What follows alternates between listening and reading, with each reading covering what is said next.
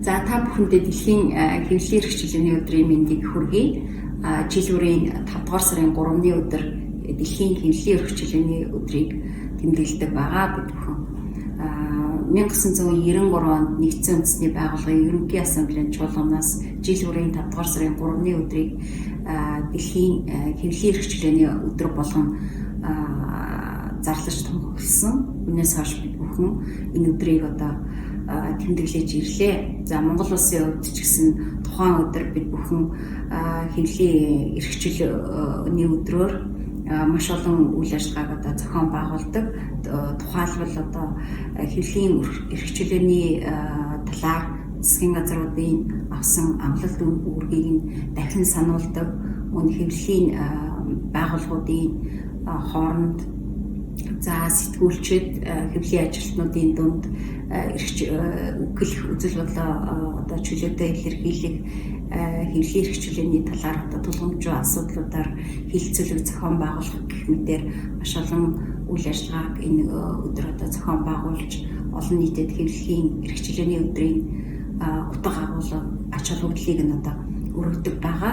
Энэ үйл ажиллагаанд бол манай ЮНЕСКОгийн мэдээлэл харилцааны хөгжлийн олон улсын хөтөлбөрийн үндэсний хорооны үүргийг гүйцэтгэдэг Globe International төв төрийн бус байгууллага маш идэвхтэй үйл ажиллагаа явуулдгийг та бүхэн мэдэж байгаа байх.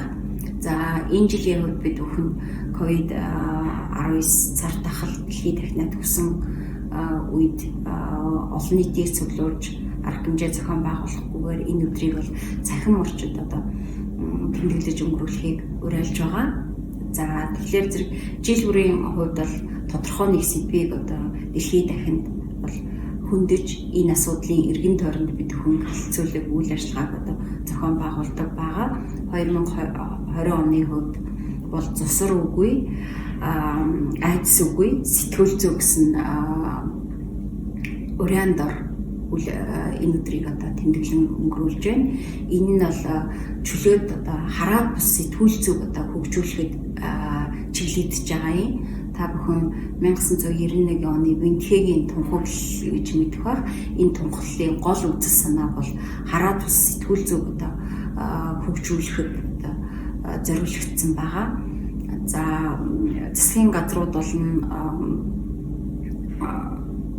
үйл ажиллагаа энэ чиглэлд үйл ажиллагаа явуулдаг байгууллагуудын хийж байгаа үйл ажиллагааг нь бол хараад бус сэтгүүл зүйг хөгжүүлэхэд чиглүүлэх нь зүйтэй гэж үзэж байгаа. Яагаад гэвэл ЮНЕСКОгийн хувьд бол инх тайван, шудраг ёс үхэл эрхээ дээдлэн хүндэтгсэн тийм доктортой хөгжлийг улс орнуудад бий болгохын тулд хараад бус сэтгүүл зүйн салбарыг хөгжүүлж энэ чиглэлийн ажлыг идэвхжүүлэхэд улс орнуудыг үйл ажиллагаа явуулахыг уриалдаг байгаа. Бид бүхэн хараад бус сэтгүүл зүй болон хэвлэлийн эрхчлөлийг яагаад онцлоод байна вэ гэхээр зэрэг ЮНЕСКО бол маш олон мандаттай байгууллага.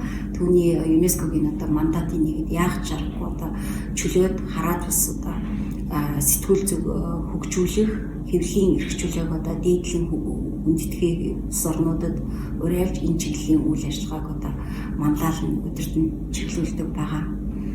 За тэгэхээр зэрэг хараад бус сэтгүүл зүйг хөгжүүлэхэд энэ чиглэлийн хууль эрх зүйн үндсийг суурийг тавьж өгөхөөс гадна тухайн хуулинд зааснаас гадна хэрэгжүүлэх арга механизмуудыг бас бий болгох үндэс суурийг нь бас улс суртахаар тавьж өгөхийг улс орнуудад уриалдаг.